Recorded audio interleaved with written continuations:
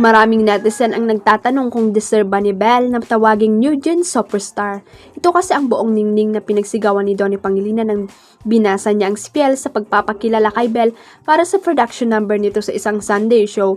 Trending din kasi sa social media ang splice ng show kung saan mapapanood lang ang nasabing entry ni Donnie kay Belle. Ito rin ang dahilan at nagpataas ng kilay ng mga showbiz, kabetsers at netizens.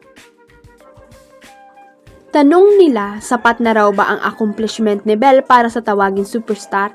Para sa kanila, hilaw pa raw ang aktres para sa nasabing titulo. Tuloy, may mga atribidang cyber citizen agad na nag-google para alamin kung ano-ano na ba ang achievements ng batang aktres.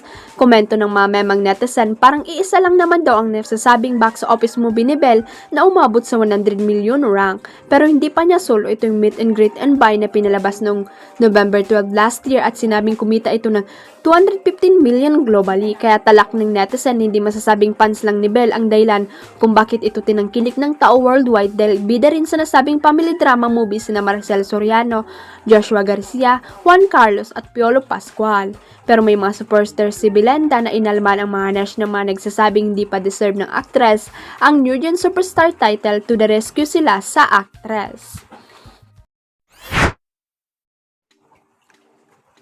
28 years old na si Liza Soberano nung nakaraang January 4. At para sa mga pani-Liza, may pa-birthday gift sa kanila ang dalaga dahil nagpatikim ito sa kanyang Instagram account ng very classy, sexy, pictorial, and black and white at naka-emphasize ng ilan daw sa mga picture ay siya mismo nag-produce ng shoot at sa Pilipinas kinunan. Sa message ni Liza, sinabi niyang na-appreciate niya ang mga natatanggap na birthday messages kahit na hindi siya makareply sa bawat isa. 28, thank you for all the birthday greetings. I may not be able to respond to each and every one of you, but please, though they are deeply appreciated, I have so much more to say, but for now, here are some photos from this shoot I have produced back home in the Philippines with the best team.